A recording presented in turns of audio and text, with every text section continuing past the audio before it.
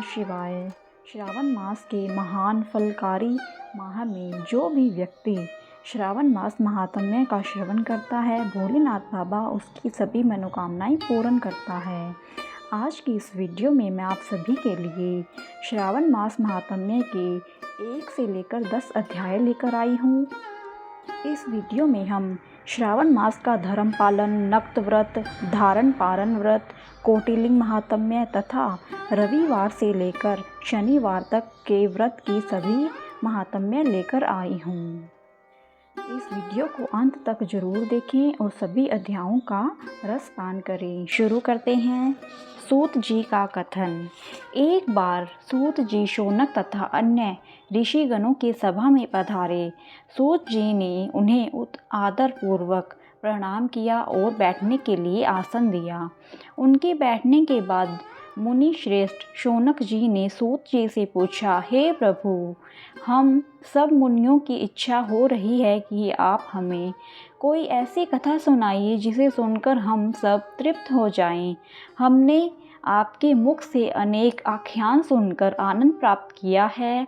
आपके मुख से हमने तुला राशि का सूर्य होने पर कार्तिक मास का महात्म्य, मकर राशि का सूर्य होने पर माघ मास का महात्म्य तथा मेष राशि का सूर्य होने पर वैशाख मास का महात्म्य सुना है।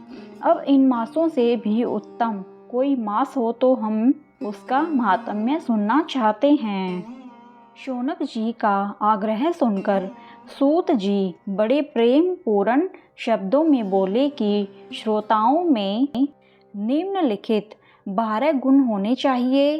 दंभ रहित, आस्तिक बुद्धि, शर्ता रहित, परमात्मा में भक्ति, भगवत चर्चा सुनने की तीव्र इच्छा, निम्रता, ब्राह्मण भक्त, सुशील स्वभाव, धैर्यवान, पवित्र, तपस्वी तथा दोषारोपण रहित।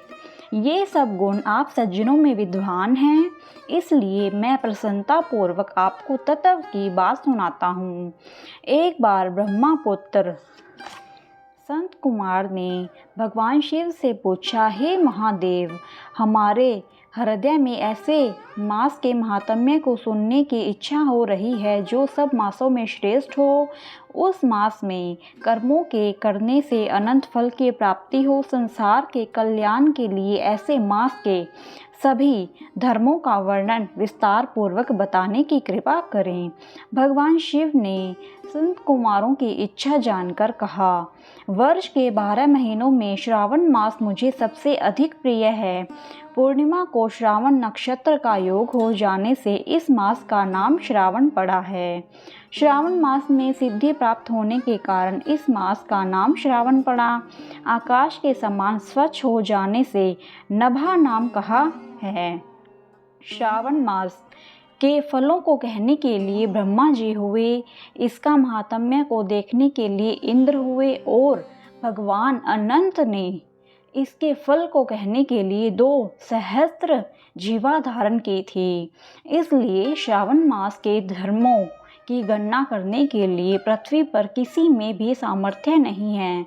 इस मास की कला को भी अन्य मास प्राप्त नहीं कर सकते।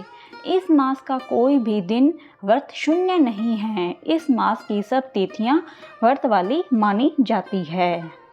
संत कुमार बोले, हे महादेव, आपने अभी बताया कि इस मास की प्रत्येक तिथियां व्रत वाली है। अंत आप मुझे बताइए कि किस तिथि में कौन सा व्रत रखा जाता है, उस व्रत का अधिकारी कौन है, उसका फल क्या मिलता है तथा उस व्रत को करने की विधि क्या है, किसने इस व्रत को किया है, उसकी उद्यापन विधि क्या है, उसका देवता कौन है, पूज्य कौन है, पूजन सामग्री क्या है, प्रधान पूजन किसका करना है, जागरण विधि क्या है, किस व्रत का क्या समय है। हे प्रभु, आप मुझे ये सब बातें कृपया कर विस्तार पूर्वक बताने की कृपा करें। श्रावण मास आपको क्यों प्रिय हुआ, इसे पवित्रम किस कारण से कहा गया है, इस मास में कौन अवतार उत्तम माना गया है, इस मास में कौन सा अनुष्ठान करने योग्य माना गया है। हे प्रभु, आप सब प्राणियों के लाभार्थ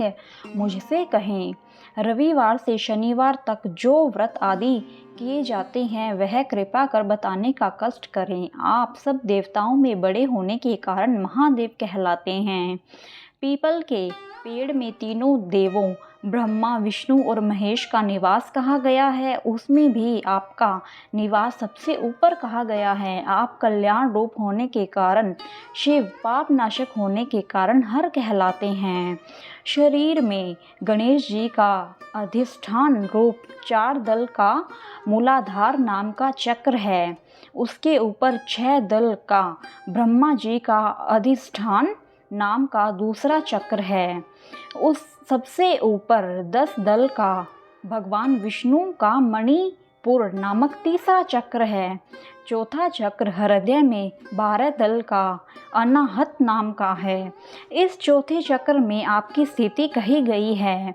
आपका निवास सबसे ऊपर होने के कारण आपको मुख्यतः कहा गया है, इसलिए आपका पूजन करने से पंचायतन का पूजन हो जाता है।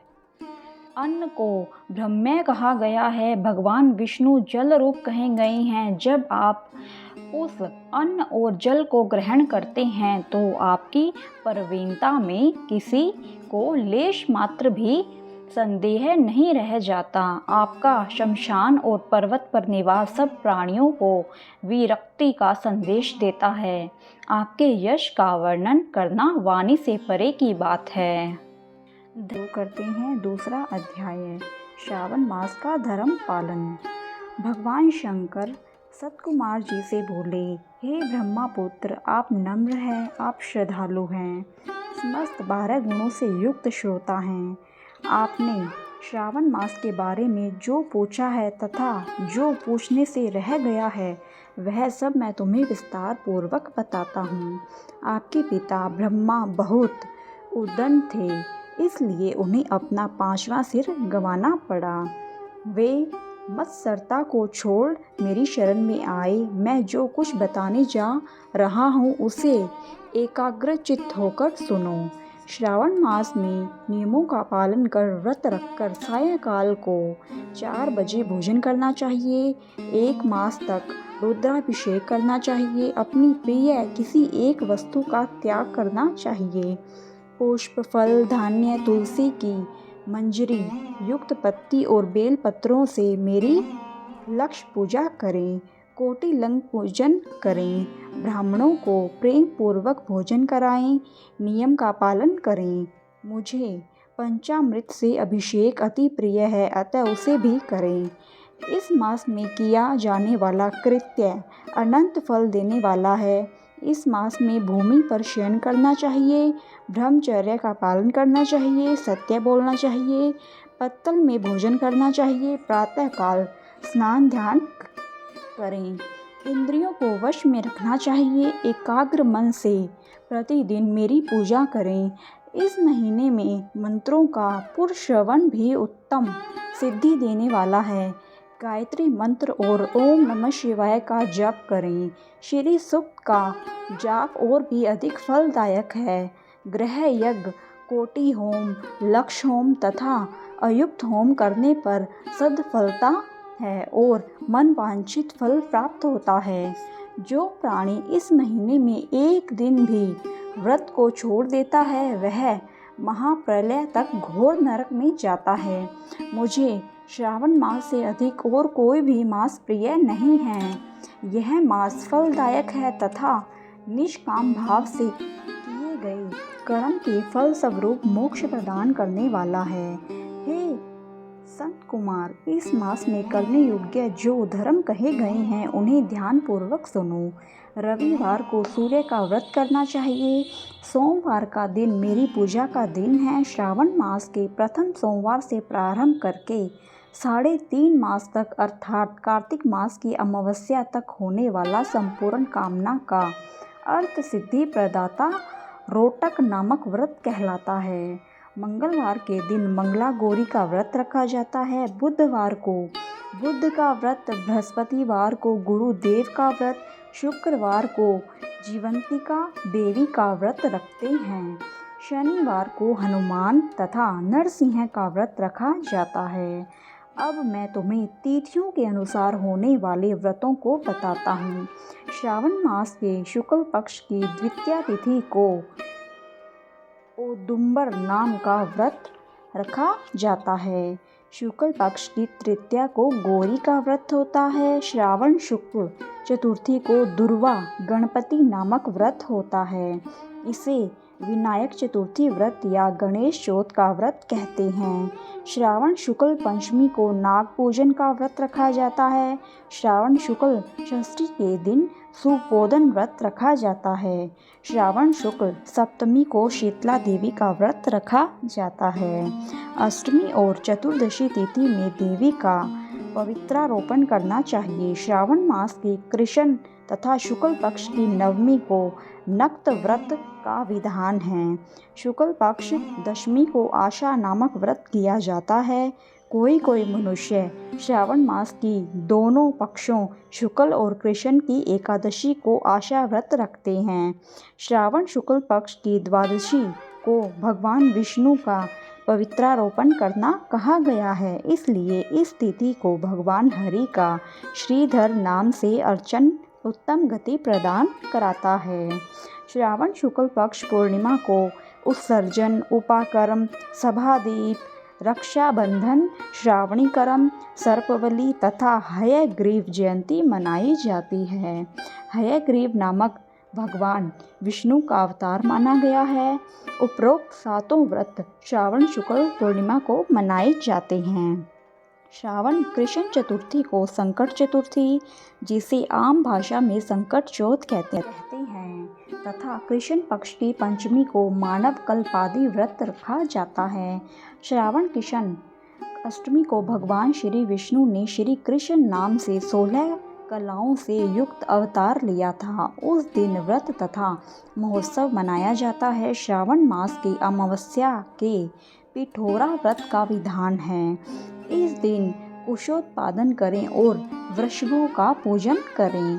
श्रावण शुक्ल पक्ष की प्रथमा से लेकर समस्त तिथियों के अलग अलग देवी देवता हैं। प्रतिपदा के अग्नि, द्वितीया के ब्रह्मा, तृतीया तिथि की गौरी, चतुर्थी तिथि के गणेश, पंचमी तिथि के नाग, षष्ठी तिथि के स्कंद, सप्तमी तिथि के सूर्य, अष्टमी तिथि के भगवान शिव, नवमी तिथि की दुर्गा, दशमी तिथि के यम, एकादशी तिथि के विषभदेव स्वामी हैं, द्वादशी तिथि के श्री हरि, त्रयोदशी तिथि के कामदेव, चतुर्दशी तिथि के शिव और पूर्णिमा के स्वामी चंद्रमा हैं।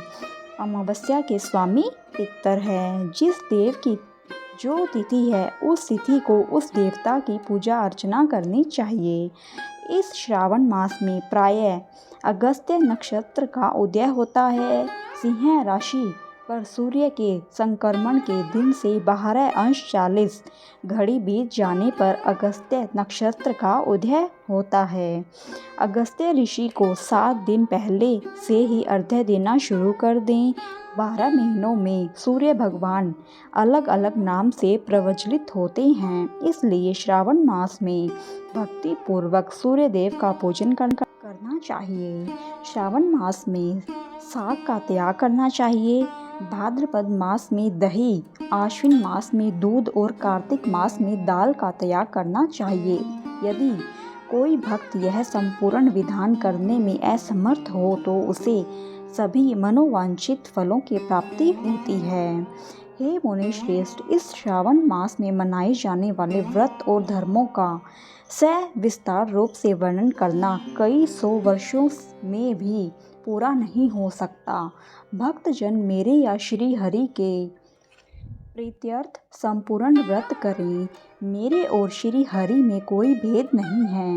मेरे भक्त श्री हरि को प्रिय हैं और श्री हरि को भक्त मुझे प्रिय हैं। जो प्राणी इसमें भेदभाव की कल्पना करते हैं या करेंगे वे नरकगामी होते हैं। हे संत कुमार, आप श्रावण मास में धर्म पालन करें। शुरू करते हैं 3रा अध्याय, नक्त व्रत। संत कुमार भगवान शंकर से बोले, आपने व्रत समुदाय का उद्देश्य बताया, परंतु मेरी जिज्ञासा शांत नहीं हुई है। आप विस्तार पूर्वक इन व्रतों को बताने की कृपा करें।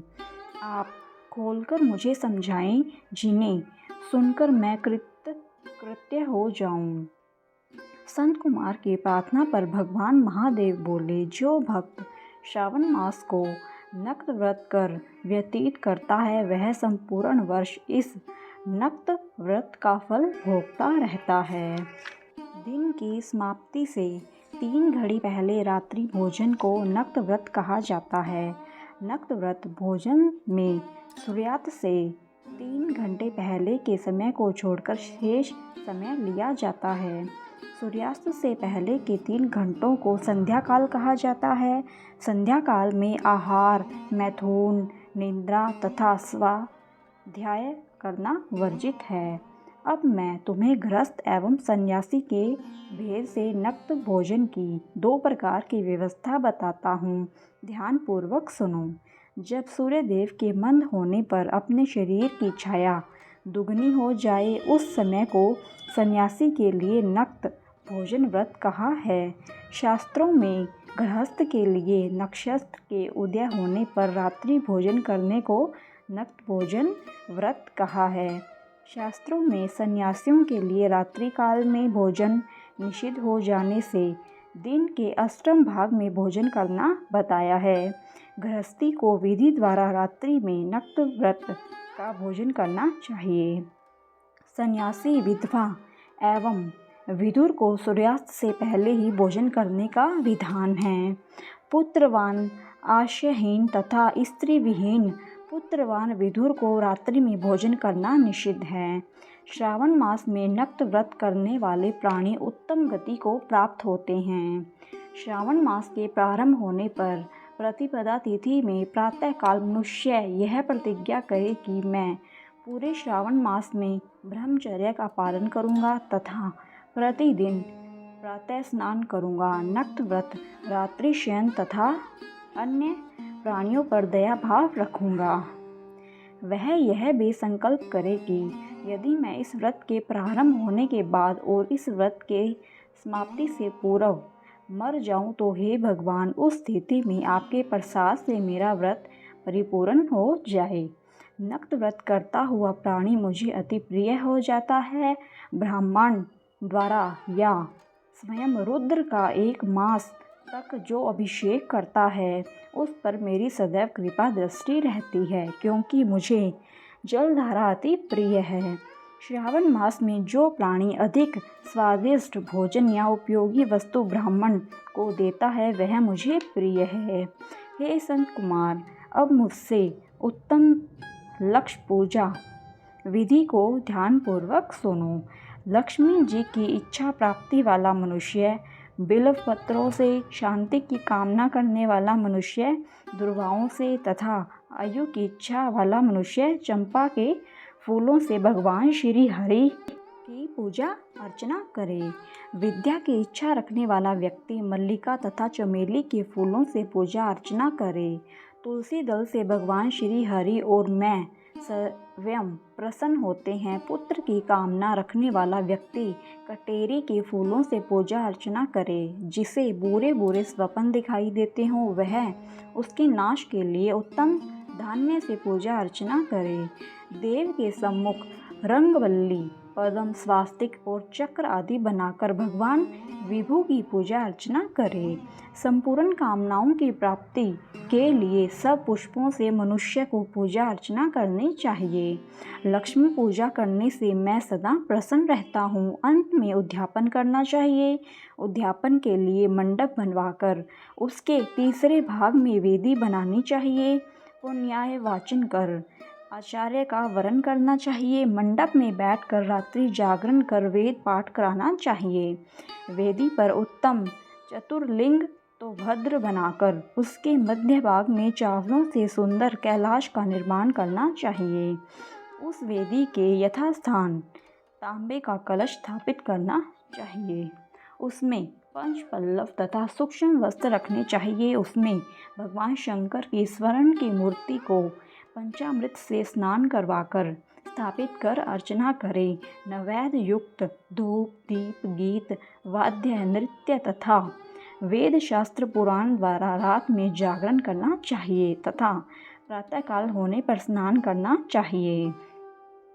पवित्र शास्त्रोक्त विधान से वेदी बनानी चाहिए। तिल, घी, पायस, मूल मंत्र, गायत्री, शिव सहस्त्र नाम से हवन करना चाहिए। जिस मंत्र से पूजन किया है उसी मंत्र से हवन करना चाहिए। खांड, घी, चावल से हवन करना चाहिए। हवन समाप्ति पर पूर्ण आहुति देनी चाहिए। प्रातः वस्त्र, अलंकार, आभूषण से आचार्य का अर्चन करना चाहिए। ब्राह्मणों का पूजन कर उन्हें दक्षिणा देनी चाहिए। जिन मंत्रों से भगवान शिव की लक्ष्य पूजा की है उन चीज़ों को दान करना चाहिए। स्वर्ण निर्मित भगवान शंकर की मूर्ति का अर्चन करें। यदि 1 महीने तक दीप जलाया हो तो उसको दान में देना चाहिए। संपूर्ण इच्छाओं की सिद्धि हेतु स्वर्ण की बाती, चांदी का निर्मित दीप बनवाकर उसमें गौ का घी भरकर दान देना चाहिए। ब्राह्मणों को भोजन कराकर दक्षिणा दें। इस प्रकार जो मेरी अर्चना करता है मैं उस पर सदैव प्रसन्न रहता हूँ। जो मनुष्य श्रावण मास में अपनी प्यारी वस्तु का त्याग करता है और वह मुझे अर्पण की जाती है तो हे मुनि, उस फल को सुनो। इस लोक में तथा परलोक में वह वस्तु लाख गुना होकर मिलती है। निष्काम भाव से त्यागने पर उत्तम गति की प्राप्ति होती है। जो भक्त मेरा रुद्री पाठ करता है वह प्रति अक्षर करोड़ वर्ष तक रुद्रलोक में निवास करता है। पंचामृत के अभिषेक से मोक्ष की प्राप्ति होती है। श्रावण मास में धरती पर सोने वाले मनुष्य को हाथी दांत से बनी हुई या चंदन निर्मित नवरत्न से जड़ी हुई मृदु गरुड़ चिन्ह वाली रुई से भरी कपड़े की रजाई और तकिया से संपन्न शैया प्राप्त होती है। वह शैया उसे सुंदर स्त्री अन्य रत्नों से विभूषित मिलती है। श्रावण मास में जो आदमी ब्रह्मचर्य का पालन करता है उसका वीर्य अत्यधिक पुष्ट हो जाता है। तेजस्विता, बल, शरीर, दृढ़ता और धर्म कार्य में समस्त उपकारी चीज़ें उसे मिल जाती हैं। जो आदमी इस मास में मौन व्रत धारण करता है वह श्रेष्ठ वक्ता हो जाता है। मौन व्रत दिन रात या भोजन के समय रखा जा सकता है। मौन व्रत में यदि मनुष्य घंटा तथा पुस्तकें दान करता है तो उसको सब शास्त्रों की जानकारी स्वयं प्राप्त हो जाती है। वह मौन व्रत के प्रभाव से बृहस्पति के समान बुद्धि वाला बन जाता है। मौन व्रत करने वाले मनुष्य की किसी से कलह नहीं होती है। शुरू करते हैं 4था अध्याय। भगवान शंकर ने ब्रह्मपुत्र से कहा, हे ऋषिवर, अब मैं तुम्हें धारण पारण व्रत के बारे में बताऊंगा। पूर्व प्रतिपदा तिथि को पुण्याह वाचन करवाने के बाद मेरा व्रत धारण करना चाहिए। एक दिन धारण और दूसरे दिन उसका पारण करना चाहिए। धारण में उपवास तथा पारण में भोजन निहित है। मास की समाप्ति पर उद्यापन करना चाहिए। श्रावण मास की समाप्ति पर कीर्तन, पुण्याह वचन कराकर आचार्य तथा दूसरे ब्राह्मणों का वरण करना चाहिए। शंकर पार्वती की सोने की प्रतिमा को घट के ऊपर स्थापित करना चाहिए। रात्रि में भक्ति पूर्वक शिव महापुराण का श्रवण, कीर्तन आदि करके रात्रि जागरण करना चाहिए। प्रातःकाल हवन करना चाहिए। त्र्यंबकम यजामहे मंत्र से तिल और चावलों की आहुति देनी चाहिए। वामदेवाय विद्महे महादेवाय धीमहि तन्नो रुद्र प्रचोदयात् मंत्र से घृत और चावल की आहुति देनी चाहिए। ओम नमः शिवाय मंत्र से खीर की आहुति देनी चाहिए। इसकी पूर्णाहुति देकर होम समाप्त करना चाहिए। ब्राह्मणों को भोजन कराना चाहिए और आचार्य का पूजन करना चाहिए। इस प्रकार व्रत को पूर्ण करने से ब्रह्म हत्या आदि पापों से मनुष्य मुक्त हो जाता है। इसमें लेश मात्र भी संदेह नहीं है। हे संत कुमार, अब तुम श्रावण मास में उपवास की विधि सुनो। श्रावण मास की प्रतिपदा तिथि को मनुष्यों एवं स्त्रियों को संयतात्मक एवं जितेंद्रिय होकर व्रत का संकल्प करना चाहिए। अमावस्या के दिन लोगों को वृषभ ध्वज भगवान महादेव का षोडशोपचार विधि से पूजन करना चाहिए। ब्राह्मणों को वस्त्र अलंकार देकर उनका पूजन करना चाहिए। उन्हें भोजन कराकर दक्षिणा देकर हाथ जोड़कर विदा करना चाहिए। इसी तरह मास उपवास का व्रत मुझे प्रीतिदायक है। 1,00,000 संख्या वाली रुद्रव्रती विधि से करना चाहिए। इस विधि को हे संत कुमार ध्यानपूर्वक सुनो। यह संपूर्ण सिद्धियों को देने वाली है। साधारण रुई की 11 बत्तियां निर्मित करें। यह बत्तियां रुद्रबत्ती नाम से जानी जाती है। श्रावण मास के प्रथम दिन इस विधि से संकल्प करें। श्रावण मास में देवों के देव महादेव हैं। मैं भक्ति पूर्वक गौरीश की 1,00,000 बत्तियों से आरती करूँगा। यह संकल्प कर प्रतिदिन 1,000 बत्तियों द्वारा पूजन करना चाहिए। व्रत की समाप्ति पर 71,000 बत्तियों से आरती करनी चाहिए या प्रतिदिन 3,000 बत्तियों से आरती कर अंतिम दिन 13,000 बत्तियों से आरती करनी चाहिए या एक ही दिन में 1,00,000 बत्तियों से आरती करनी चाहिए। यह बत्तियां मुझे सबसे अधिक प्रिय है। इनको शुद्ध घी से ही प्रज्वलित करना चाहिए। इसके बाद सदाशिव का पूजन करके तथा कथा सुननी चाहिए। संत कुमार भगवान रुद्र से बोले, हे महादेव, मुझे अब आप यह बताने का कष्ट करें कि इस व्रत का प्रभाव क्या है, इस व्रत को किसने किया है और इस व्रत के उद्यापन की विधि क्या है। ये सब बातें मुझसे विस्तार पूर्वक कहिए। भगवान शिव ब्रह्मपुत्र संत कुमार से बोले, तुमने जो मुझसे पूछा है उसको मैं तुम्हें बताता हूँ। ध्यान पूर्वक सुनो। यह व्रत सब व्रतों में श्रेष्ठ और महान पुण्य प्रदान करने वाला है तथा संपूर्ण उपद्रवों का नाश करने वाला है। यह व्रत पुत्र पौत्र तथा सौभाग्य को प्रदान करने वाला माना जाता है। सत्य तो यह है कि तीनों लोकों में रुद्रव्रती जैसा कोई दूसरा व्रत नहीं है। इसके संबंध में मैं तुम्हें यह कथा सुनाता हूँ। क्षिप्रा नदी के किनारे उज्जैनी नाम की एक सुंदर नगरी है।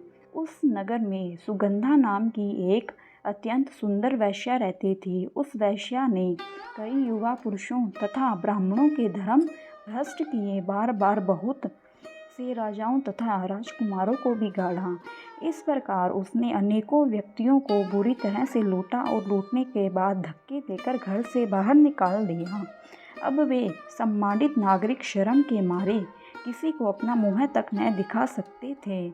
उस सुगंधा वैश्या के शरीर से निकली सुगंधी 1 कोस तक फैलती रहती थी।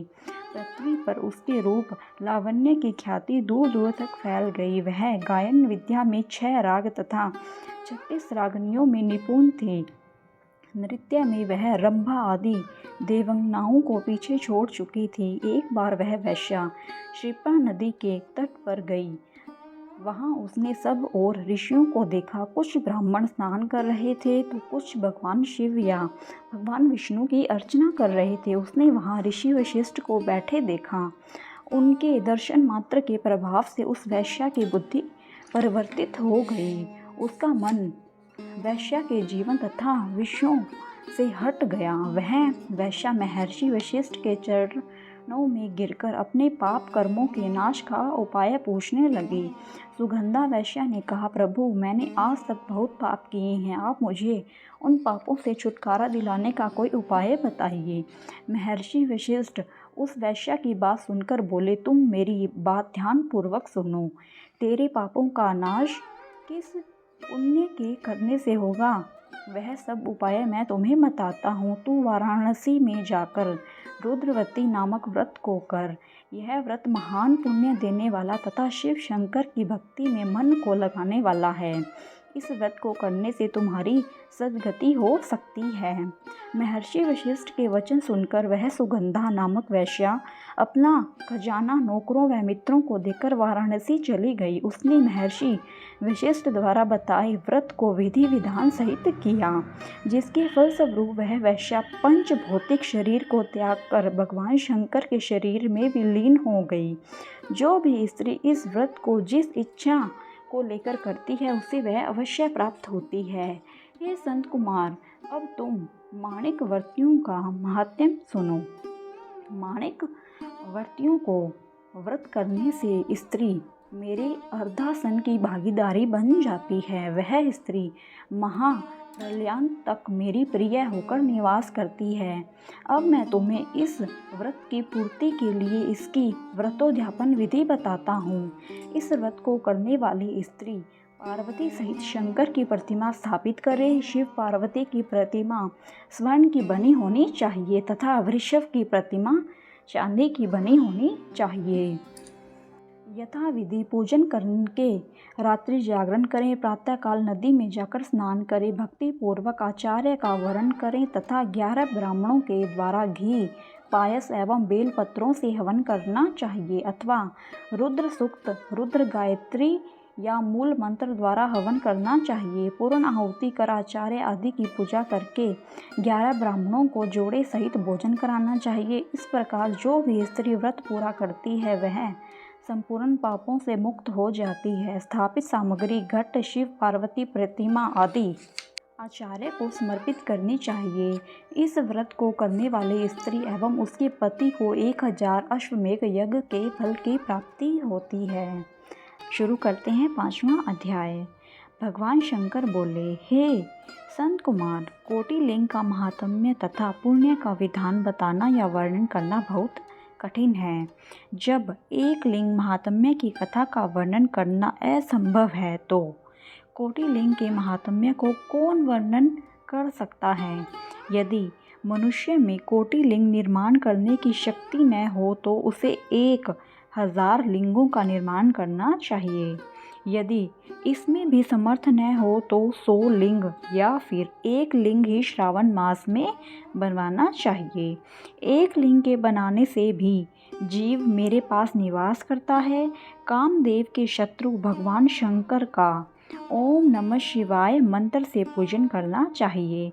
घर में यज्ञ करके उद्यापन करना चाहिए। हवन करने के बाद ब्राह्मणों को भोजन कराना चाहिए। इस व्रत को करने से असमय में मृत्यु का भय समाप्त हो जाता है। इस मास का व्रत बंधक का हरण करके संपूर्ण आपत्तियों को दूर करता है। रोग, शोक, संताप मिटाता है। जो प्राणी पंचामृत से श्रावण मास में मेरा अभिषेक करता है वह इस शरीर को छोड़कर कैलाश में 1 कल्प तक मेरे पास निवास करता है। वह प्राणी पंचामृत पीने वाला, गो तथा धन से युक्त, अत्यंत मधुर भाषी, त्रिपुरासुर हंता भगवान शंकर का प्यारा बन जाता है। जो मनुष्य श्रावण मास में हविष्यान्न भोजन करता है वह चावल आदि संपूर्ण धान्यों की अक्षय निधि से युक्त हो जाता है। जो मनुष्य श्रावण मास में पत्तल पर भोजन करता है उसे भोजन के लिए सोने के बर्तन प्राप्त होते हैं। जो मनुष्य श्रावण मास में जमीन पर सोता है वह कैलाश पर निवास करता है। जो मनुष्य श्रावण मास में 1 दिन भी ब्रह्म मुहूर्त में स्नान करता है उसे पूरे महीने तक नहाने का फल मिलता है। इस माह में जो मनुष्य जितेंद्रिय होता है उसे इंद्रिय जन्य बल की प्राप्ति होती है। इस महीने में स्फटिक मणि, पाषाण मिट्टी तथा मरमक मणि से निर्मित शिवलिंग या स्वयं उत्पन्न या बनाए हुए या पिशान निर्मित अथवा पीतल या चंदन मक्खन निर्मित शिवलिंग में 1 बार अर्चन करने से 100 ब्रह्म हत्या का पाप मिट जाता है। सूर्य ग्रहण, चंद्र ग्रहण या अन्य किसी सिद्ध क्षेत्र में लक्ष्य जप करने से जो सिद्धि प्राप्त होती है वह सिद्धि श्रावण मास में केवल 1 बार जप करने से मिल सकती है। किसी दूसरे समय में किए गए नमस्कार तथा प्रदक्षिणा से जो 1000 बार में फल मिलता है वह फल श्रावण महीने में 1 बार नमस्कार या प्रदक्षिणा करने से मिल जाता है। यह श्रावण मास मुझे अत्यधिक प्यारा है। इस महीने में वेद पारायण करने पर सब वेद मंत्रों की अच्छी तरह सिद्धि हो जाती है। इस महीने का 1 दिन भी बिना श्री सूक्त पाठ किए न बिताएं। जो इसको अर्थवाद मात्र कहता है वह मनुष्य नरक को प्राप्त होता है। मनुष्य को समिधा, चरु, तिल और घी से ब्रह्म यज्ञ करना चाहिए। धूप, गंध पुष्प नैवेद्य आदि के द्वारा अर्चना करनी चाहिए। भगवान शंकर के रूपों का यथोचित ध्यान कर शक्ति द्वारा कोटि होम, लक्ष होम और अयुत हवन करना चाहिए। तिलों का आहुति मंत्रों द्वारा हवन करना चाहिए। इसी को ग्रह यज्ञ का नाम दिया गया है। हे संत कुमार, अब मैं तुम्हें रविवार व्रत की कथा, महात्म्य, विधि तथा पारायण को बताता हूँ, उसे ध्यानपूर्वक सुनो। प्रतिष्ठानपुर में एक गरीब ब्राह्मण रहता था। उसका नाम सुकर्मा था। वह भिक्षा मांग कर गुजारा करता था। एक दिन वह एक गृहस्थ के घर में भिक्षा हेतु गया। वहाँ स्त्रियां रविवार का व्रत कर रही थी। उस ब्राह्मण भिक्षु को देखकर उन स्त्रियों ने अर्चना सामग्री को ढक दिया। उधर ब्राह्मण के मन में अर्चन विधि जानने की इच्छा जागृत हुई। वह बोला, हे साध्वी महिलाओं, आप सबने इस व्रत की सामग्री को क्यों ढक दिया है? आप दयालु हैं, कृपा कर मुझे भी इस व्रत को करने की विधि बताएं। मैं अपनी दरिद्रावस्था से दुखी हूँ। यह उत्तम व्रत श्रवण कर मैं भी इस व्रत को करना चाहता हूँ। इस व्रत के विधान तथा फल को मुझे भी बताइए। स्त्रियों ने कहा, हे ब्राह्मण देवता, यदि व्रत में उन्माद या प्रमाद अथवा विस्मरण, भक्तिहीनता या अनास्था करोगे तो यह व्रत निष्फल हो जाएगा। इस व्रत को तुम्हें हम कैसे बता दें? ब्राह्मण बोला, मैं ऐसा नहीं करूँगा। उसकी ऐसी बात सुनकर उन महिलाओं में से एक प्रौढ़ महिला ने ब्राह्मण को उस वक्त की विधि बता दी। उसने बताया, श्रावण मास के शुक्ल पक्ष के पहले रविवार को मौन धारण कर प्रातः उठें, शीतल जल से स्नान कर पान के पत्ते पर 12 परिधि वाला मंडल लिखना चाहिए। उसे लाल चंदन से सूर्य नारायण के तुल्य गोलाकार लिखना चाहिए। उस मंडल में संज्ञा नाम वाली स्त्री सहित सूर्य का लाल चंदन से पूजन करना चाहिए। घुटने जोड़कर जमीन पर बैठकर सूर्य के 12 मंडलों पर अलग अलग लाल चंदन से युक्त लावा तथा जपा पुष्प से युक्त अर्घ्य को श्रद्धा भक्ति से सूर्य नारायण को दें। अर्घ्य को रक्ताक्षत, जपा पुष्प और उपचारों द्वारा युक्त करें। नारिकेल बीज और खांड से युक्त सूर्य के मंत्रों को कहकर नैवेद्य दें। सूर्य का 12 मंत्रों द्वारा सद्वन करें, 12 बार नमस्कार करें, 12 बार प्रदक्षिणा करें और 6 सूतों को एक में मिलाकर उसमें 6 ग्रंथि लगावें। उस सूत्र को सूर्य नारायण को अर्पण कर अपने गले में पहन ले। 12 प्रकार के फल का वायना ब्राह्मण को दे। कुपात्र को इस व्रत की विधि नहीं बतानी चाहिए। हे द्विज, इस व्रत के करने से निर्धन धनवान हो जाता है, निसंतान पुत्रवान हो जाता है, कोढ़ी का कोढ़ मिट जाता है, रोगी का रोग दूर हो जाता है। प्राणी जिस वस्तु की इच्छा करता है वह उसको इस व्रत के प्रभाव से प्राप्त हो जाती है। श्रावण मास के महीने 4 या 5 जितने भी रविवार पड़े, सब रविवारों का व्रत करना चाहिए। व्रत के फल की प्राप्ति हेतु उद्यापन भी करना चाहिए। इस प्रकार रविवार का व्रत करने से कार्य सिद्धि होती है। गरीब ब्राह्मण रविवार के व्रत की विधि प्राप्त कर अपने घर को लौट गया। घर आकर उसने अपनी दोनों पुत्रियों को भी रविवार व्रत की कथा एवं विधि से अवगत कराया। उस व्रत के सुनने और अर्पण तथा दर्शन मात्र से उसकी दोनों पुत्रियां सुंदर बन गई। उसी दिन से गरीब ब्राह्मण के घर लक्ष्मी जी निवास करने लगी। अब वह ब्राह्मण भगवान की कृपा से धन कुबेर बन गया। एक दिन वहाँ का राजा ब्राह्मण के घर के सामने से गुजर रहा था तो उसकी दृष्टि ब्राह्मण की रूपवती कन्याओं पर पड़ी। वह उनकी सुंदरता को देखकर ठगा सा रह गया। राजा ने उन कन्याओं से विवाह करने का निश्चय कर महलों को लौट गया। राजा ने अपने पुरोहित को ब्राह्मण के यहाँ उसकी दोनों पुत्रियों से विवाह करने का संदेश लेकर भेजा। ब्राह्मण ने राजा का प्रस्ताव स्वीकार कर अपनी दोनों पुत्रियों का विवाह राजा से कर दिया। राजमहल में जाकर दोनों कन्याओं ने रविवार का व्रत किया और वे पुत्र पौत्र से युक्त हो गई। हे संत कुमार, जिस व्रत के सुनने मात्र से सब आकांक्षाओं की पूर्ति हो जाती है, तो इसके अनुष्ठान के फल का क्या कहना है। छठा अध्याय, सोमवार व्रत कथा। संत कुमार ने भगवान शंकर से कहा, हे महादेव, मैंने सब सुखों को देने वाले महात्म्य को सुना। अब मेरी इच्छा श्रावण महीने के सोमवार व्रत की कथा सुनने को हो रही है। कृपया मेरी जिज्ञासा शांत करें। भगवान शंकर ने ब्रह्मपुत्र संत कुमार से कहा, हे संत कुमार, रवि मेरी आँख है, उसका महात्म्य भी श्रेष्ठ है। क्या मैं पार्वती सहित सोम महात्म्य का वर्णन कर पाऊँगा? मुझसे सोम महात्म्य का जो वर्णन हो सकेगा उसे मैं तुम्हें बताने का प्रयत्न करता हूँ। चंद्रमा का दूसरा नाम सोम है। सोम ब्राह्मणों के राजा है। यज्ञ साधन सोमलता का नाम है। अब तुम ध्यानपूर्वक इन नामों के कारण को सुनो। सोमवार मेरा स्वरूप है। 12 महीने में सोमवार का व्रत करना उत्तम है। यदि वर्ष के सब सोमवार के व्रत करने में कोई असमर्थ है तो श्रावण मास के सोमवारों का व्रत करना चाहिए। श्रावण मास के सब सोमवारों का व्रत करने से वर्ष भर के सोमवारों के व्रतों का फल मिल जाता है। श्रावण मास के सब सोमवारों का व्रत करने का संकल्प करके प्रति सोमवार की शाम को भगवान सदाशिव महादेव की अर्चन करें, षोडशोपचार से पूजन करें और एकाग्र मन से कथा सुनें। मैं तुम्हें सोमवार व्रत की विधि बताता हूँ, ध्यान लगाकर सुनो।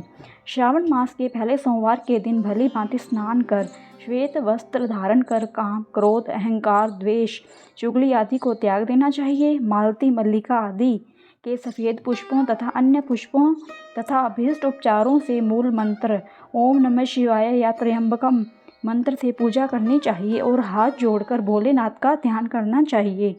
उग्रनाथ, भव, शशि मौली का ध्यान करना चाहिए। देवेश का मनोहर उपचारों से अर्चन करें। इस व्रत के पुण्य फलों को तुम्हें बताता हूँ। सोमवार के दिन जो भक्त पार्वती सहित मेरी पूजा करते हैं वे पुनरावृत्ति से रहित दुर्लभ लोक प्राप्त कर लेते हैं। इस महीने के नक्त व्रत के पुण्य को संक्षिप्त मात्र से कहता हूँ। देव तथा दानवों से 7 जन्म के अभेद पाप नक्त भोजन से नष्ट हो जाते हैं। इस उत्तम व्रत को उपवास रखना चाहिए। इस व्रत के करने से पुत्र एवं धन दोनों की प्राप्ति होती है। वह व्यक्ति इस लोक के सभी भोगों को भोग कर उत्तम विमान द्वारा शिवलोक को जाता है और वहाँ सब का पूजनीय बन जाता है।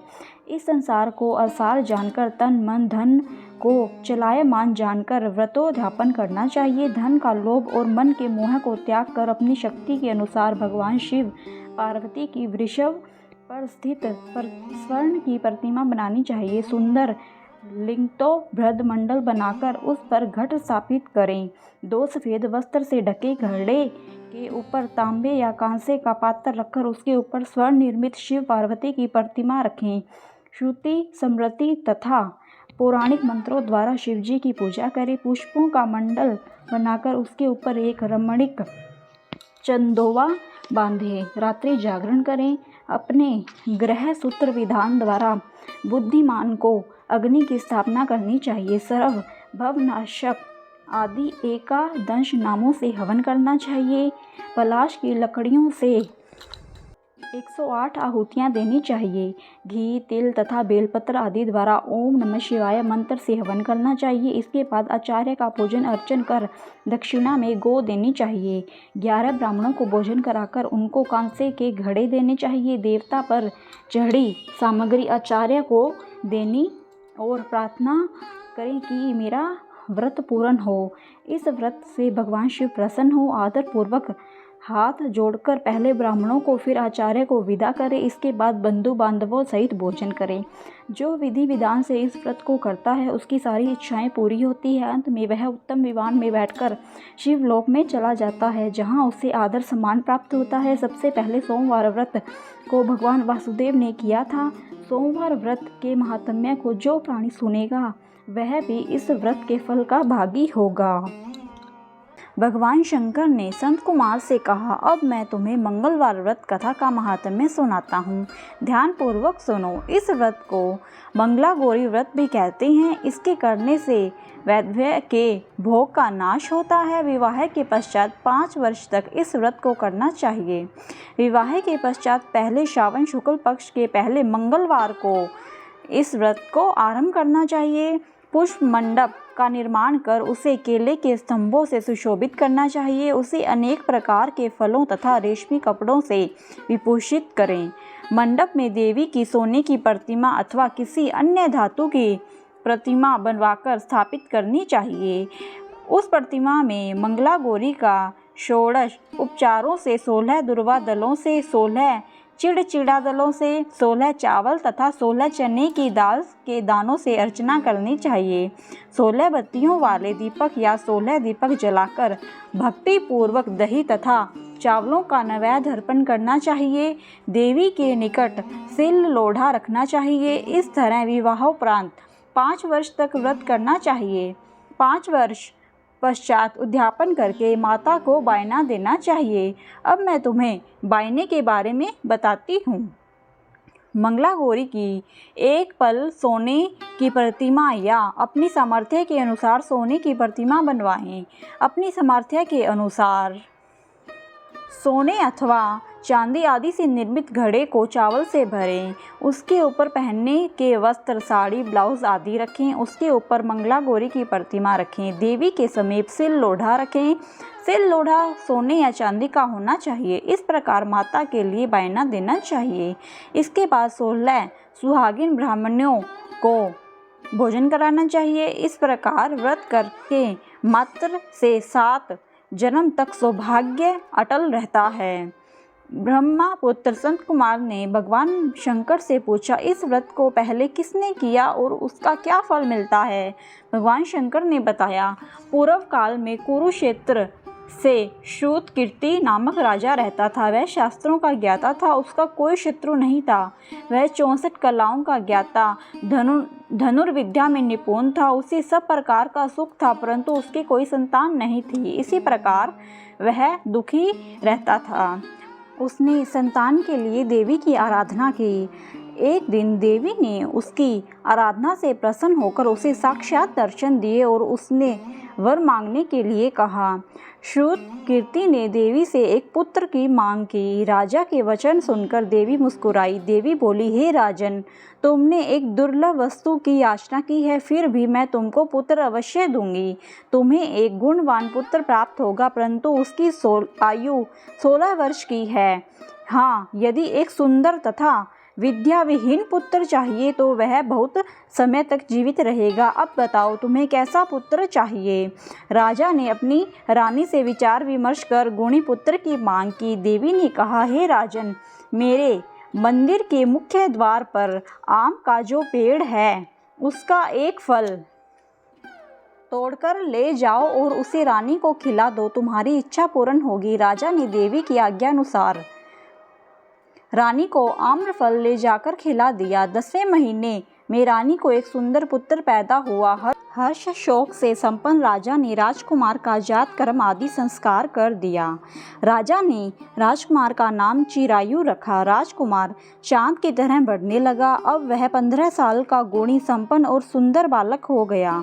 राजकुमार का 16वां साल शुरू हुआ तो राजा रानी को चिंता होने लगी। राजा ने सोचा कि यह पुत्र बड़े ही कष्टों से प्राप्त हुआ है, मैं इसकी मृत्यु अपनी आंखों के सामने कैसे देखूंगा। यह सोचकर राजा ने राजकुमार चिरायु को उसके मामा के साथ काशी भेजने का निश्चय कर लिया। रानी ने अपने भाई से कहा, तुम कार्तिक का वेश धारण कर राजकुमार चिरायु को काशी ले जाओ। मैंने इसके जन्म से पूर्व भगवान मृत्युंजय से प्रार्थना की थी कि हे ऋषभदेव, पुत्र की प्राप्ति पर जगतपति की यात्रा के लिए भेजूंगी, इसलिए तुम इसे काशी ले जाओ। इसकी रक्षा का भार अब तुम्हारे कंधों पर है। अपनी बहन की आज्ञा मानकर वह राजकुमार चिरायु को काशी ले गया। कई दिन की यात्रा के बाद वे आनंद नगर पहुँचे। आनंद नगर के राजा का नाम वीरसेन था। राजा के स्वर्ण गुण संपन्न, रूप लावण्य वाली मंगला गौरी नाम की राजकुमारी थी। उस समय वह राजकुमारी सखियों सहित बगीचे में खेल रही थी। उसी समय वहां चिरायु और उसका मामा वहां पहुंचे। वे दोनों बालिकाओं की क्रीड़ा देखने के लिए वहां रुक गए। राजकुमारी की सहेलियों में से एक सहेली ने क्रोध में भरकर राजकुमार चिरायु को रंडा कहा। राजकुमारी ने अपनी सहेलियों से कहा, हे सखी, तुम दुर्वचन क्यों बोल रही हो? मेरे साथ अयोग्य वाणी बोलने वाली कोई भी नहीं है। देखो, मंगला गौरी के प्रसाद एवं मंगला गौरी व्रत के प्रभाव से मेरे हाथ से जिसके माथे पर चावल गिर जाए उसके साथ मेरा विवाह हो जाने पर यदि वह अल्पायु वाला है तो भी चिरायु हो जाएगा। इसके बाद सब बालिकाएं अपने अपने घरों को लौट गई।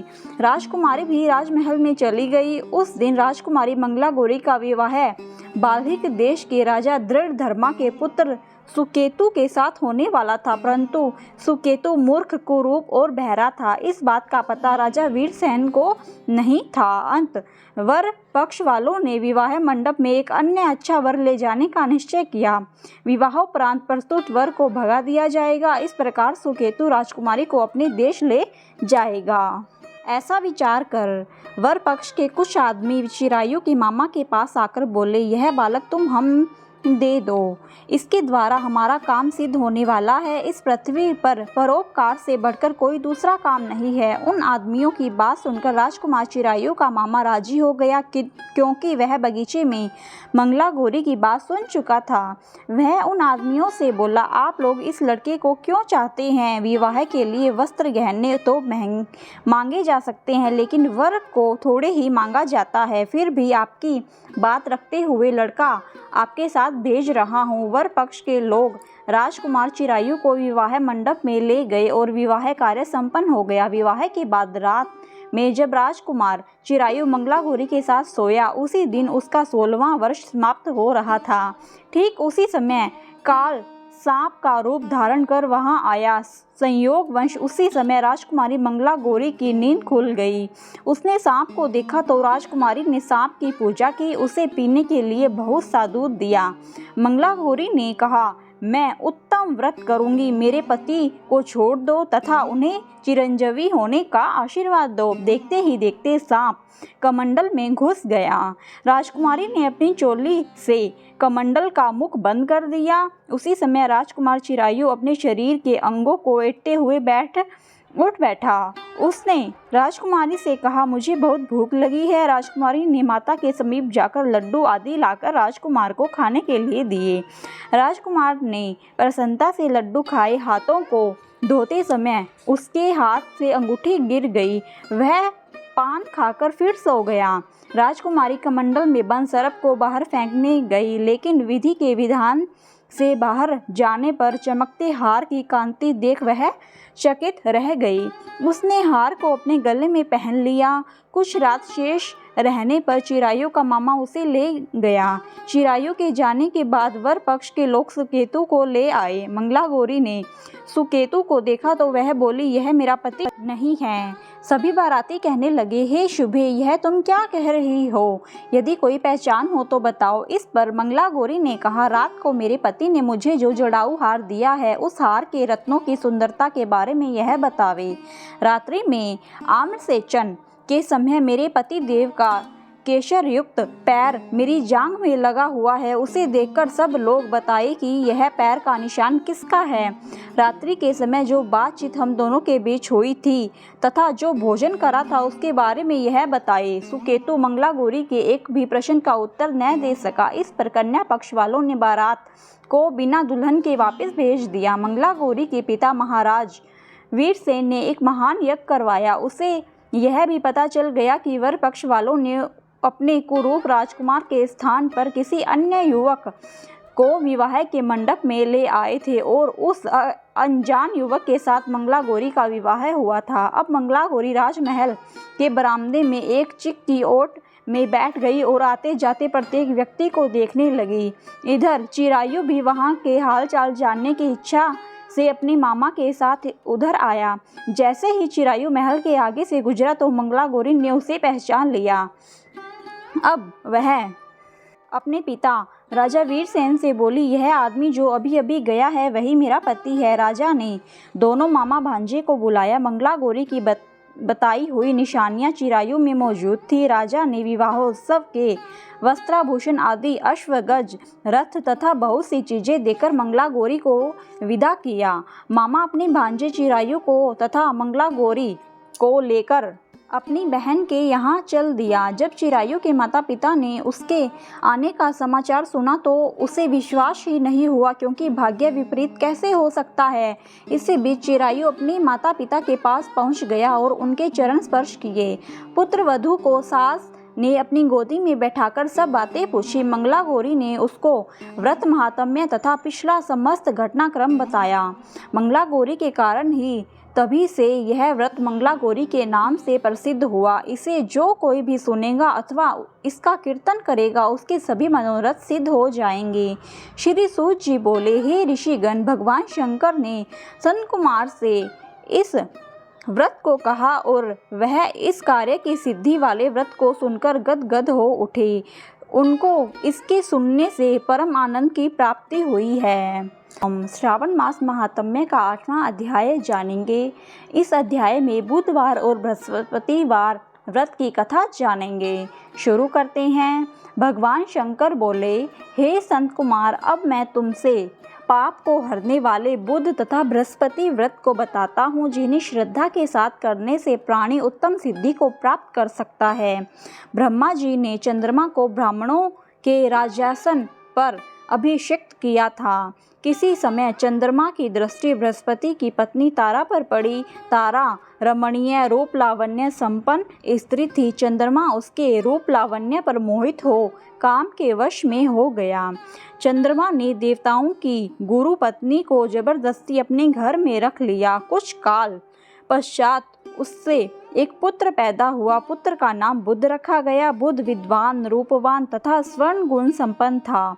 देवगुरु बृहस्पति अपनी पत्नी को खोजते हुए चंद्रमा के निवास पर पहुँचे। वहाँ उन्होंने अपनी पत्नी तारा को देखा। बृहस्पति चंद्रमा से बोले, तुमने गुरु पत्नी के साथ गमन किया है, इस पाप से तुम कैसे बचोगे? इस महापाप की ओर तुम्हारी बुद्धि कैसे प्रवृत्त हो गई? अब तुम चुपचाप मेरी पत्नी को मुझे लौटा दो और तुम इस पाप से बचने के लिए प्रायश्चित करो। यदि तुम ऐसा नहीं करते हो तो मैं तुम्हारी शिकायत इंद्र से करूँगा। बृहस्पति के कहने पर भी चंद्रमा उनकी पत्नी को लौटाने को तैयार नहीं हुआ तो देवगुरु ने राजा इंद्र से चंद्रमा की शिकायत कर दी कि इसने मेरी पत्नी का अपहरण कर लिया है। हे इंद्र, आप देवराज हैं, आप चंद्रमा से कहकर मेरी पत्नी मुझे वापस दिलवाएं। ऐसा न करने पर चंद्रमा ने जो पाप किया है वह आपको लगेगा, क्योंकि राज्य का पाप शास्त्र के अनुसार राजा को ही भोगना पड़ता है। देवराज इंद्र ने चंद्रमा को बुलाया और उसे आज्ञा दी कि तुम देवगुरु बृहस्पति की पत्नी तारा को लौटा दो। किसी दूसरे की पत्नी के साथ गमन करने को पाप माना जाता है तथा गुरु पत्नी के साथ गमन करना महापाप है। देवराज इंद्र का आदेश पाकर चंद्रमा गुरु पत्नी तारा को बृहस्पति को लौटाने को तैयार हो गया, परंतु तारा से उत्पन्न अपना पुत्र मैं वापस नहीं करूंगा। चंद्रमा की बात सुनकर देवताओं को संशय हो गया कि यह किसका पुत्र है। इस बात की पुष्टि तो तारा ही कर सकती है कि यह किसका पुत्र है। देवताओं ने तारा को बुलाकर पूछा, हे कल्याणी, तुम सच सच बताओ, यह पुत्र किसका है? लज्जा युक्त होकर तारा ने कहा, यह बालक चंद्रमा का और ओरस तथा बृहस्पति का क्षेत्रज पुत्र है। अब जिसको ठीक समझे उसे इस बालक को सौंप दीजिए। तारा की बात सुनकर बालक बुध को चंद्रमा को सौंप दिया। इससे गुरु बृहस्पति खिन्न हो गए। उन्हें खिन्न देखकर देवों ने दोनों को वर दिया। चंद्रमा से कहा, यह तुम्हारा पुत्र है, अब तुम घर जाओ। चंद्रमा तथा बृहस्पति पुत्र बुध ग्रह होगा। हे आचार्य और भी शुभ वर को ग्रहण करो। जो प्राणी दोनों का मिलकर एक साथ व्रत करेगा उसे सब सिद्धियों की प्राप्ति होगी। भगवान शिव के प्रिय मास श्रावण में जो लोग बुध और गुरुवार के दिन अर्चना करेंगे उनके खजाने भरे रहेंगे तथा उनका क्षय नहीं होगा। नैवेद्य दही भात से दोनों मूर्तियां लिखनी चाहिए। जो दोनों मूर्तियों को झूले पर रखकर अर्चना करता है वह दीर्घायु तथा संपूर्ण गुणों से युक्त पुत्र प्राप्त करता है। पाकशाला में लिखकर अर्चना करने से पाक वृद्धि और देवागार में लिखकर अर्चना करने से देव की दया होती है। सोने के कमरे में लिखकर अर्चना करने से पत्नी का वियोग कभी नहीं होता। इस प्रकार यथास्थान पर उसका फल प्राप्त होता है। 7 वर्ष तक व्रत करने के पश्चात उसका उद्यापन करना चाहिए। उद्यापन में पहले रात में जागरण करें। सोने की प्रतिमा का निर्माण कर विधि पूर्वक अर्चन करें। षोडश उपचार द्वारा अर्चना कर हवन करें। तिल घी तथा खीर प्रज्वलित अग्नि में देनी चाहिए। चिंचिड़ा तथा पीपल की समिधाओं से हवन करके पूर्णाहुति डालनी चाहिए। इसके बाद मामा भांजे को भोजन कराकर अन्य ब्राह्मणों को भोजन कराना चाहिए। ब्राह्मणों को दक्षिणा देकर उन्हें हाथ जोड़कर विदा करने के बाद स्वयं भोजन करना चाहिए। इस प्रकार 7 वर्ष तक व्रत करने वाला प्राणी सब इच्छाओं को प्राप्त कर लेता है। जो विद्या की कामना करता है उसे विद्या की प्राप्ति होती है। वह वेदों और शास्त्रों का मर्म ज्ञान लेता है। उसे बुद्ध ज्ञान एवं गुरु बृहस्पति गुरुता प्रदान करते हैं। संत कुमार ने भगवान शंकर से पूछा, आपने पहले मामा तथा भांजे को भोजन कराने का विधान बताया है, इसका कारण क्या है? भगवान शंकर ने कहा, हे संत कुमार, पहले समय में मामा और भांजा दोनों दरिद्र थे।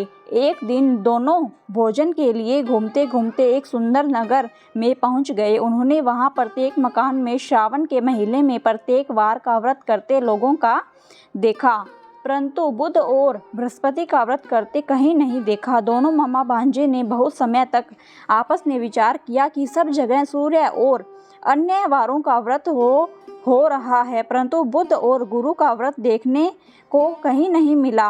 अंत हम दोनों बुध और गुरु का व्रत करें तो अच्छा रहेगा, क्योंकि अभी तक किसी ने भी इन दोनों वारों का व्रत नहीं किया है।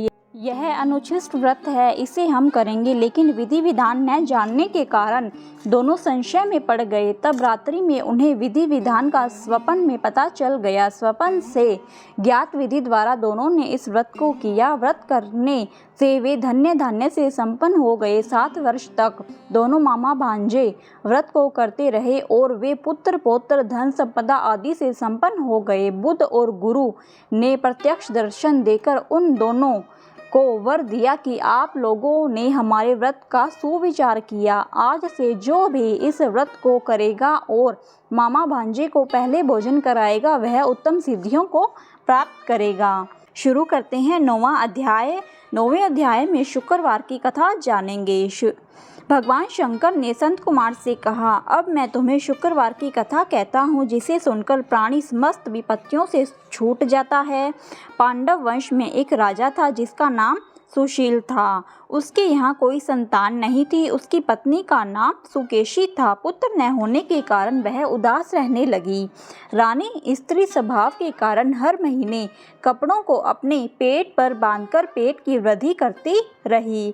इस प्रकार साहस के कारण स्वप्रसूति के अनुसार सुकेशी किसी गर्भवती स्त्री को खोजती रही।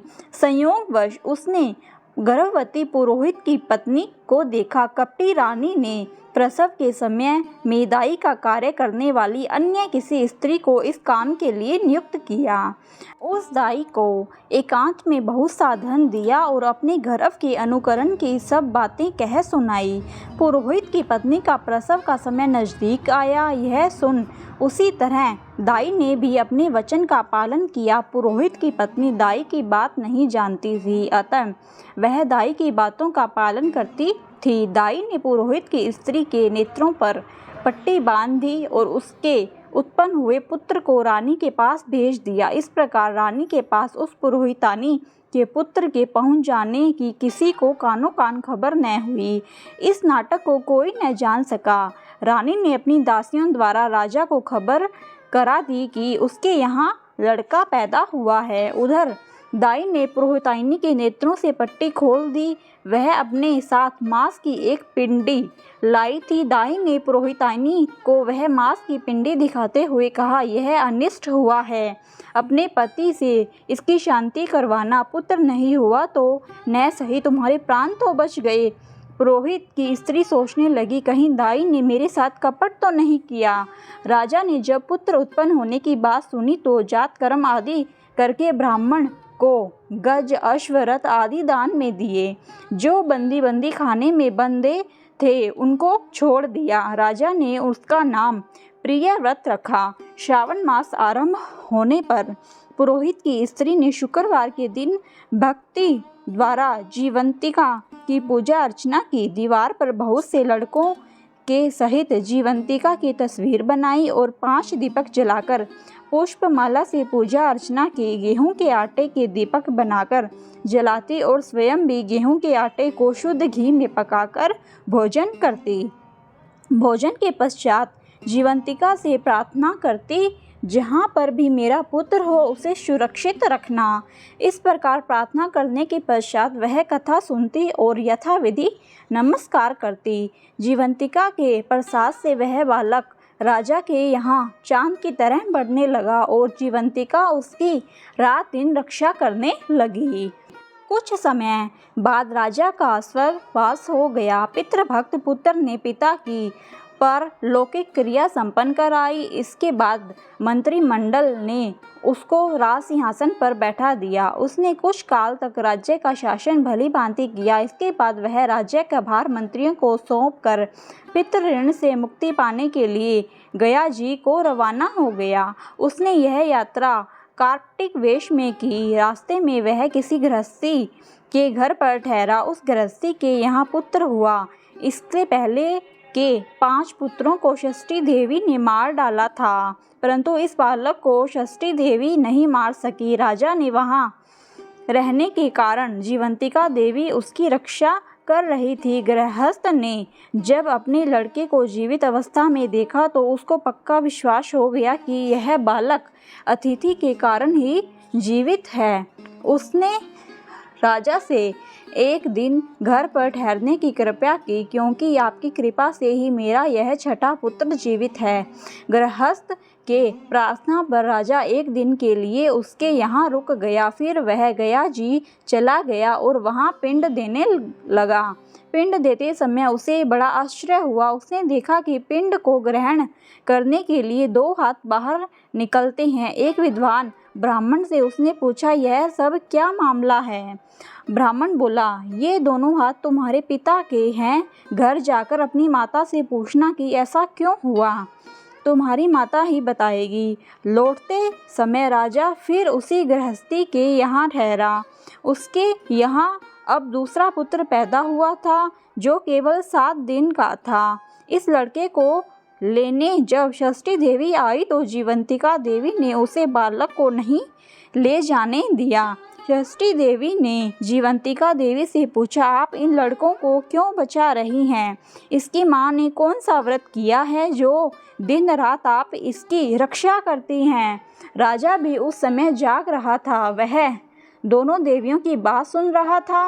वह नींद का बहाना करके पड़ा रहा। जीवंतिका देवी बोली, इनके यहाँ जो अतिथि ठहरा हुआ है उसकी माँ श्रावण के महीने में शुक्रवार के दिन मेरा पूजन तथा व्रत नियमानुसार करती है। वह नियम क्या है और किस प्रकार किया जाता है वह सब तुम्हें बताती हूँ। इसकी माँ उस दिन हरे रंग के वस्त्र और हरे रंग की चूड़ियाँ नहीं पहनती, चावल के धोवन को कभी नहीं लांघती, हरे पत्तों के मंडप के नीचे नहीं जाती, हरे रंग की साग सब्जी नहीं खाती।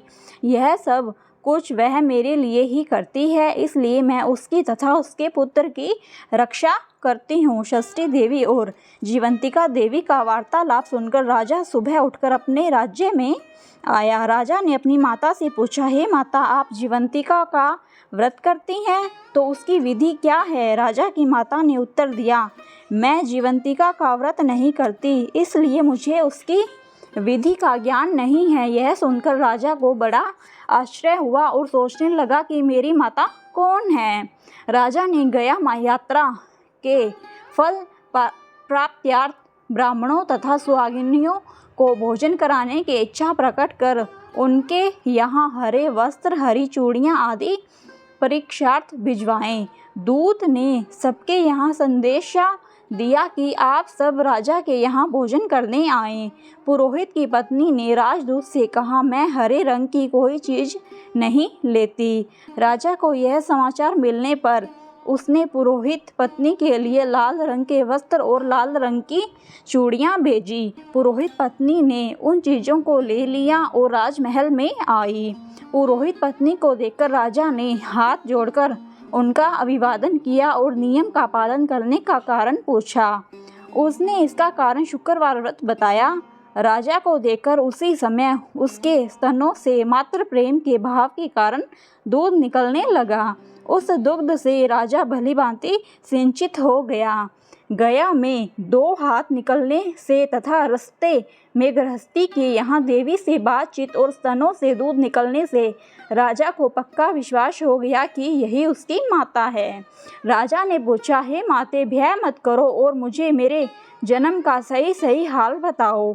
सुकेशिनी ने उसके जन्म के सब तथ्य बता दिए। राजा ने प्रसन्न होकर अपनी जन्म देने वाली माता पिता को नमस्कार किया और उनको संपत्ति देकर उनका मान बढ़ाया। एक दिन रात को राजा ने जीवंतिका से प्रार्थना की, हे देवी, मेरे जन्मदाता पिता तो मौजूद है, फिर गया में पानी से 2 हाथ किसके निकले थे? देवी ने राजा को ख्वाब में ही उत्तर दिया, हे राजन, मैंने तुम्हें विश्वास दिलाने हेतु ऐसी माया रची थी, इसमें तुम कोई संदेह न करो। भगवान शंकर बोले, हे संत कुमार, मैंने तुम्हें शुक्रवार के व्रत करने का महात्म्य कह सुनाया। इस व्रत को श्रावण के मास में करने से मनुष्य की समस्त इच्छाएं पूर्ण हो जाती है। 10वें अध्याय में हम शनिवार व्रत के बारे में जानेंगे। श्री हनुमान, श्री नरसिंह जी तथा शनि व्रत की महिमा। भगवान शंकर ने ब्रह्मपुत्र संत कुमार से कहा, अब मैं तुम्हें शनिवार व्रत की विधि और महात्म्य कहूँगा, तुम ध्यान लगाकर सुनो। श्रावण मास में शनिवार को 3 देवताओं श्री हनुमान, श्री नरसिंह जी तथा शनि जी की पूजा की जाती है। प्रथम मैं तुम्हें श्री हनुमान जी को प्रसन्न करने की विधि बताता हूँ। श्रावण महीने के शनिवार को हनुमान जी को खुश रखने के लिए अभिषेक तिलों के तिल द्वारा रुद्र मंत्रों से करें। तेल मिश्रित सिंदूर उनके शरीर पे लगाएं। जपा, अर्क तथा मंदार की माला से पूजा कर नैवेद्य के लिए उड़द का बड़ा तथा उपचारों द्वारा पूजन करें। हनुमान जी के प्रिय 12 नामों का जप करें। उनके 12 नाम इस प्रकार है, हनुमान, अंजनी पुत्र, वायुपुत्र, महाबली, रामेष्ठ, फाल्गुन सखा, पिंगाक्ष, अमित विक्रम, अवधिकर्मण, सीता शोक विनाशक, लक्ष्मण प्राणवता तथा दशग्रीव दर्पाहा। जो सुबह उठकर इन 12 नामों का जाप करता है उसे कभी कष्ट की अनुभूति नहीं होती, उसको संपूर्ण ऐश्वर्य प्राप्त हो जाता है। श्रावण मास में जो हनुमान जी की शनिवार को आराधना करता है उसका शरीर वज्र की भांति कठोर होकर मजबूत बन जाता है, उसकी बुद्धि तीव्र हो जाती है, उसके शत्रु निस्तेज हो जाते हैं, मित्रों की संख्या बढ़ जाती है। हनुमान जी के मंदिर में बैठकर जो व्यक्ति हनुमान कवच का 1 लाख पाठ करता है वह अणिमा आदि सिद्धियों का साधक हो जाता है। उसके दर्शन मात्र से यक्ष, राक्षस और बैताल आदि उसके सामने नहीं ठहर पाते। अब मैं तुम्हें भगवान नरसिंह की कथा व पूजन विधि बताता हूँ। दीवार पर या स्तंभ पर नरसिंह जी का चित्र बनाकर लक्ष्मी जी सहित हल्दी सहित चंदन, नीले या पीले फूलों द्वारा पूजन करना चाहिए। खिचड़ी और हाथी चक्र की सब्जी नैवेद्य का भोग लगाना चाहिए। प्रसाद ग्रहण कर ब्राह्मणों को भोजन कराना चाहिए। इसके बाद भगवान नरसिंह को तिल के तेल या शुद्ध घी से स्नान करवाना चाहिए। शनिवार के दिन स्वयं सहपरिवार शरीर में तेल लगाकर नहाना चाहिए। उड़द की दाल की खिचड़ी बनानी चाहिए, इससे भगवान नरसिंह खुश हो जाते हैं। इस प्रकार श्रावण मास के समस्त शनिवार को व्रत रखें। इस व्रत से लक्ष्मी का निवास घर में हर समय रहता है, धन धान्य की वृद्धि होती है। प्राणी इस संसार में हर तरह का सुख भोग कर बैकुंठ को जाता है। भगवान नरसिंह के वरदान तथा प्रसाद से उसकी चारों ओर कीर्ति फैलती है।